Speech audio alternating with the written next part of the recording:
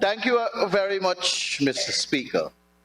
And I heard my good friend, Honorable Gail Teixeira, is saying that Honorable Minister Onej Waldron has set the standard, and I must not disappoint.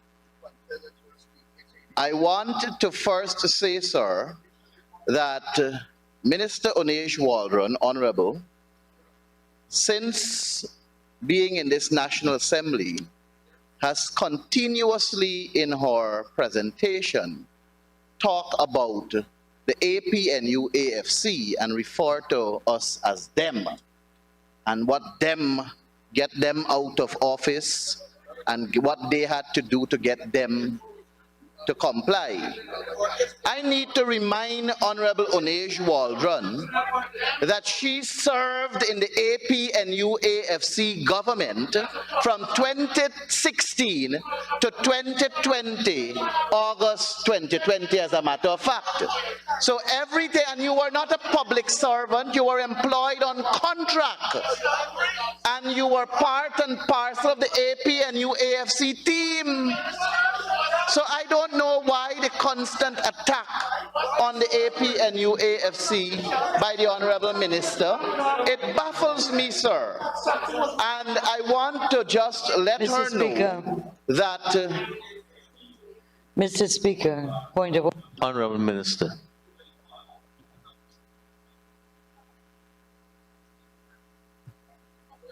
Mike. Sorry, I'm not aware that slavery still exists and that people can have transport on people. Madam Onej Waldron is not a property of the APNUFC. She was a public servant who served her country and served the government of the day. That is what we ask public servants to do. You don't have transport on her. How disgraceful.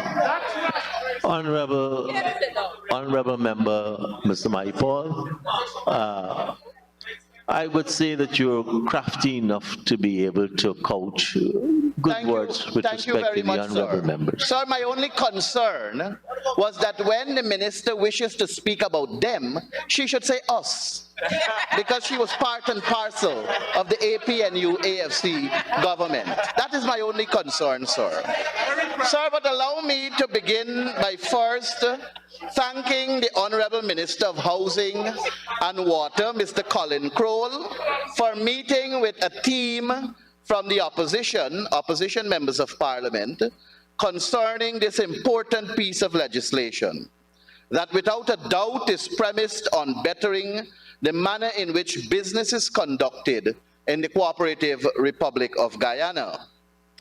It baffles me, though, I must say, as to why, when we met with the Honorable Colin Crowell and the opposition team, why is it that the Honorable Minister within the Ministry of Housing and Water, Ms. Susan Rodriguez, was not there? But, Mr. Speaker, after listening to the Honorable Susan Rodriguez's presentation on this bill, I now clearly understand why Honorable Colin Crowell kept her away from the engagement. And moreover, the conclusion that her presentation was merely to save face is well understood on this side of the Honorable House.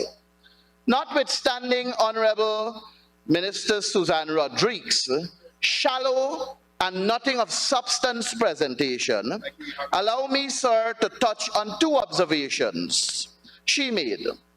First, she said that when the APNU AFC was in office, we did nothing to pass a legislation of this nature. Sometimes I wonder if the Honorable Susan Rodriguez was not existing between 1992 to 2015. 23 years of the People's Progressive Party rule, and we did not have a legislation of this nature either. And many of the members on that side of the House, when they speak, sir, they operate as though Guyana gained its independence in 2015. And they may be very well right. Because the punishment that we had under the People's Progressive Party, I can only conclude that indeed democracy reigned in this country from 2015 to 2020. So perhaps indeed that is when legitimacy of a real government existed, from 2015 to 2020. Comrade Speaker, let me say with reference to this bill that the APNU AFC, and I want to make this very clear and put on record for the investors, both foreign and domestic, the business community, the private sector, all of Guyana. The APNU AFC is not against a planning and development single window system bill. We are not against that approach.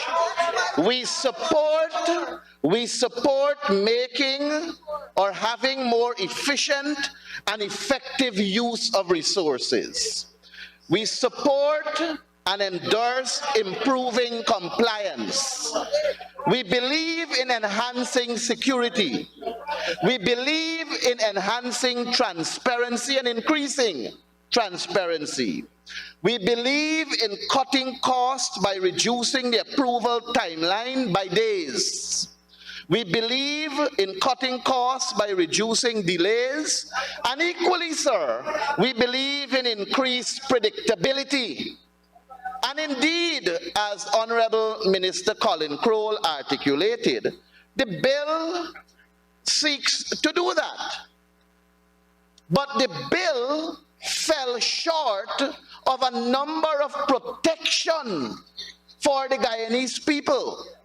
And the People's Progressive Party has a track record of always meandering their way through absence in a legislation to take advantage of the Guyanese people.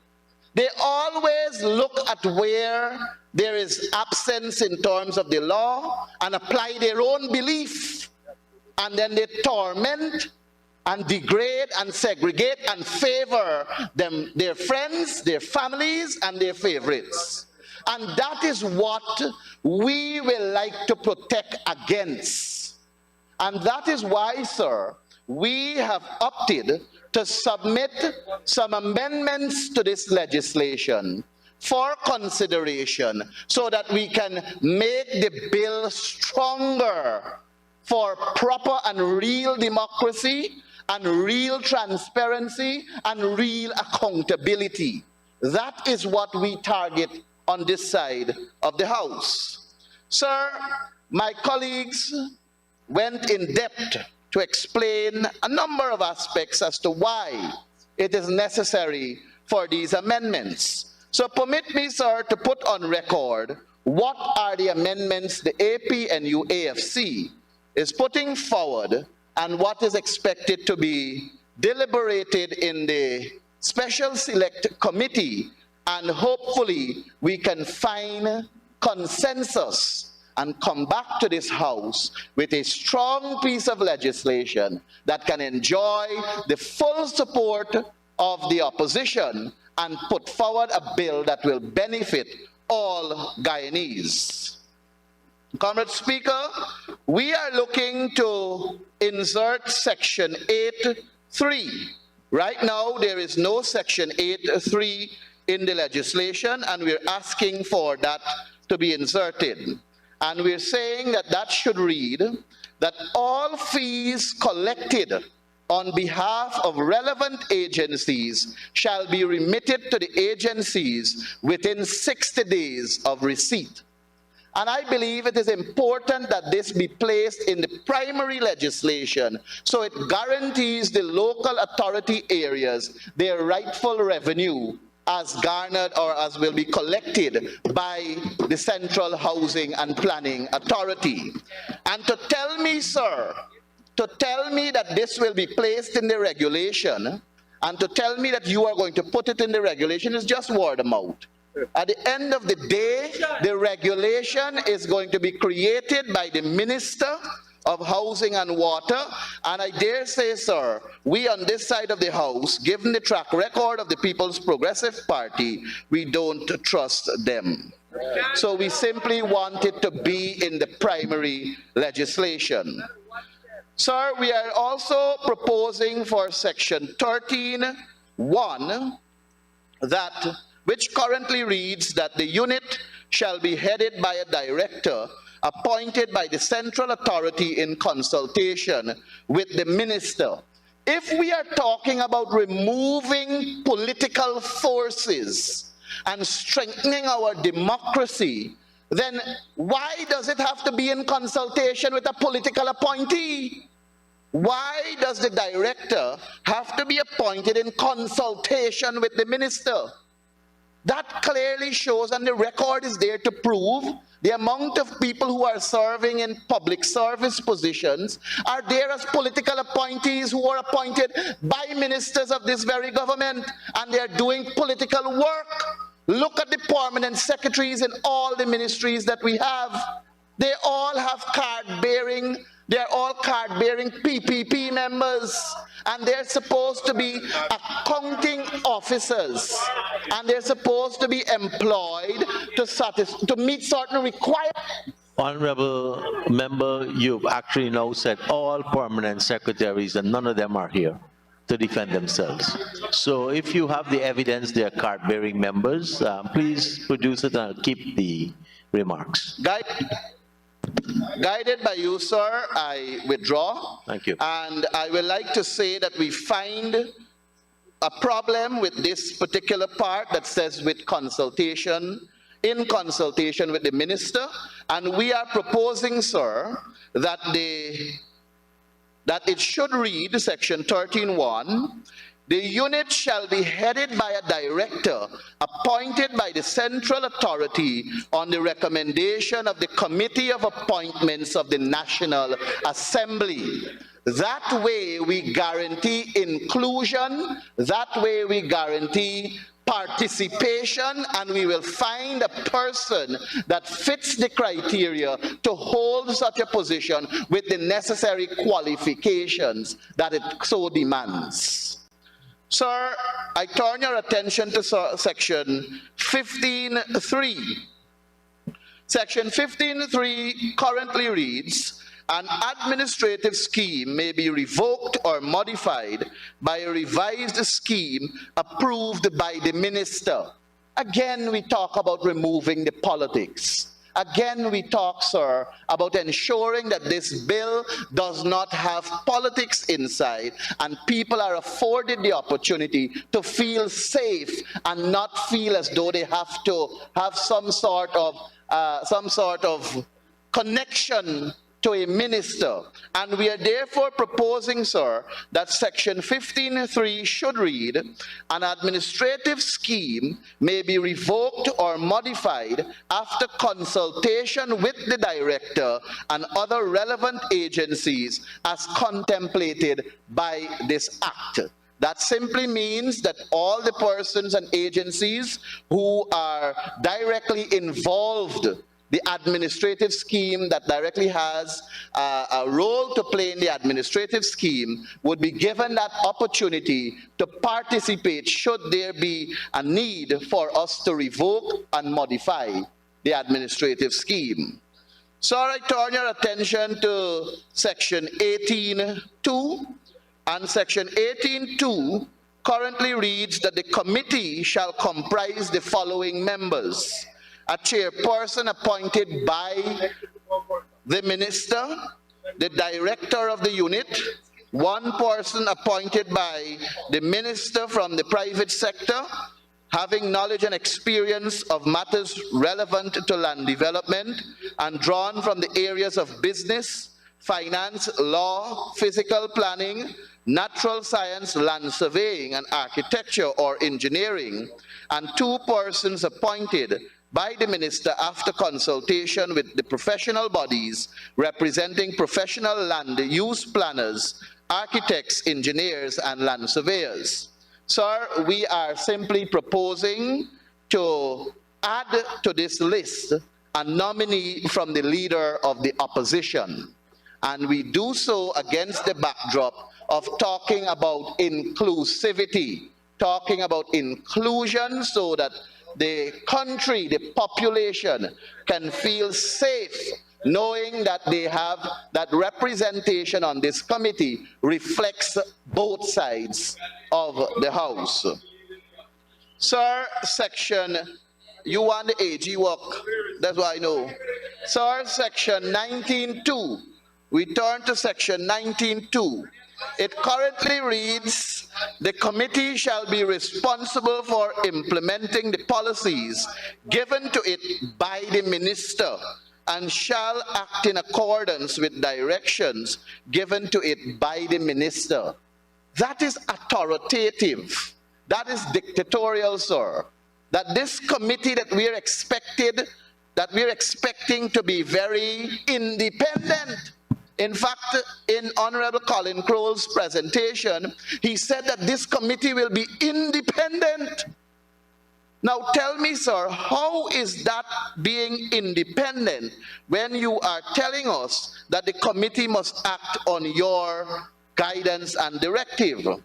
Sir, we are proposing that section 19.2 should read, the committee shall be responsible for implementing the policies given in accordance with this act and any regulations made thereunder. And we believe that that will show greater adherence to the rules, regulations, and law that governs this entire planning and development single window system.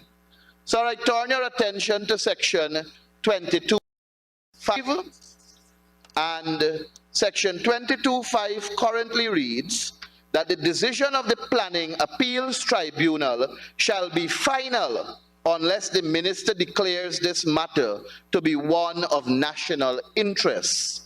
Now, this, I think, deprives citizens the right to appeal a decision that is made by one single body. And I heard when Honorable Suzanne Rodriguez said that nobody is depriving, in fact she said, we do not have to legislate that persons must go to CCJ. But what you did here in this legislation is to tell us that they can't go, because you were saying that the decision is final. In this legislation 22.5, you have put that the decision of the Planning Appeals Tribunal shall be final unless the minister declares the matter to be one of national interest. It means you're depriving citizens that right to express themselves via the court system and to seek redress. And that is why, sir, because we understand the expeditious nature of this kind of system, we are proposing that the decision of the Planning Appeals Tribunal shall be subject to appeal to the Caribbean Court of Justice, which is the final court in the jurisdiction of Guyana. Sir, I turn your attention to section 22.6, and 22.6, we're asking for that to be completely deleted, since the 22.5 will afford the applicant the opportunity to appeal at the CCJ. There is no need for a section 22.6. But whilst we are proposing to delete it completely, we will ask that the following be inserted. The Planning Appeals Tribunal shall be composed of 3 members. And there's a reason, sir, why we will like for the Appeals Tribunal to be listed in this primary legislation so that persons will know directly who are the persons they're appealing to. If we leave it to the regulations, sir, therefore we are giving the minister the authority to, in his view, if he finds fitting, to perhaps put Honorable Sanjeev Dattadin as the head of the tribunal. And if such happens, we know people who they believe are associated to the APNU AFC will not get through with anything. So we don't want a situation like that. We don't want a situation where the minister will decide single-handedly who shall be the members of the tribunal, because we know how the PPP operate. They have a track record. And it is against that track record that we have to, on this side of the house, put measures in place to safeguard the real people who will be affected, the ordinary people who will be affected, because the People's Progressive Party is well known for their little clique at the top, friends, families, and favorites, and the ordinary poor citizens suffer at their hands. So these amendments that we seek to bring is to protect the ordinary citizens of this dear land. And we are saying, sir, for section 22(6), that the Planning Appeals Tribunal shall be composed of 3 members as follows: a chairman appointed by the minister who holds or has held office as a judge of a court having unlimited jurisdiction in civil and criminal matters. B, a member appointed by the minister after consultation with such professional bodies representing professional land use planners, architects, engineers, and land surveyors. And C, a member nominated by the leader of the opposition and appointed by the minister who has knowledge and experience of matters relevant to land development and drawn from the areas of business, finance, law, physical planning, natural science, land surveying, and architecture or engineering. So even though we on this side of the house, we are proposing these changes, sir, we are not seeking to put political people in these positions, even though the leader of the opposition will be having that opportunity to make a nominee, to put a nominee forward. The person must have knowledge and experience of matters relating to land development and issues surrounding this bill. And likewise, even though we are giving the minister the opportunity to appoint someone, it must be someone who's qualified to do the job. And I made the case earlier, sir, about a lot of square pegs in wrong hole that currently exists in the People's Progressive Party. And that is what we're simply trying to guard against. We're simply trying to guard against someone who may have served the People's Progressive Party for 20-odd years, and they want to just give them a job, and they just decide to say, look, go and serve on this tribunal and collect a big fat cat salary. Those are the things we are trying to guard against, Comrade Speaker. Sir, when we look at section 29, section 29 says this act binds the state. We would like to drop that to section 30 and insert in section 29 with the exception, and this is very important. This one is very important, sir. With the exception of the Amerindian Act of 2006, this act takes precedence over any other act it comes into conflict with. And I believe that that is the protection my honorable friend, Mr. Vincent Henry, speaks to and is looking for in this legislation. Sir, another aspect of this bill that is frightening is the conflict it comes into being with the Constitution of the Cooperative Republic of Guyana. And my good friend, Honorable Amanza Walton this year, took the time to speak a little on it. But I want to say, sir, that in chapter 7 of the local, that speaks to local democracy, Article 71 of our Constitution says, local government is a vital aspect of democracy and shall be organized so as to involve as many people as possible in the task of managing and developing the communities in which they live. And Article 74, it shall be the primary duty of local democratic organs to ensure, in accordance with law, the efficient management and development of their areas, and to provide leadership by example. Article 75 says, Parliament shall provide the local democratic organs shall be autonomous and take decisions which are binding upon their agencies and institutions and upon the communities and citizens of their areas. I heard a heckle just now how many local authority areas we are contesting in. All that we are contesting in, Comrade Speaker, we have legitimate signatures for. We did not seek to forge any signature, and all that we are contesting in, there are legitimate signatures for them. So we have genuinity on our side, and everybody who signed, they are alive and well. Nobody is dead from this side, that side. They're alive and well. So when we want to talk about transparency, honesty, and who rig and who ain't rig, I say no more about rigging, because I think the Guyana population knows who are the real riggers now. Sir, but coming back to the Constitution, it is frightening, sir, after interacting with Honorable Colin Crowell and his staff yesterday, I must say that it is frightening that this bill seeks to override that authority that local authority areas have.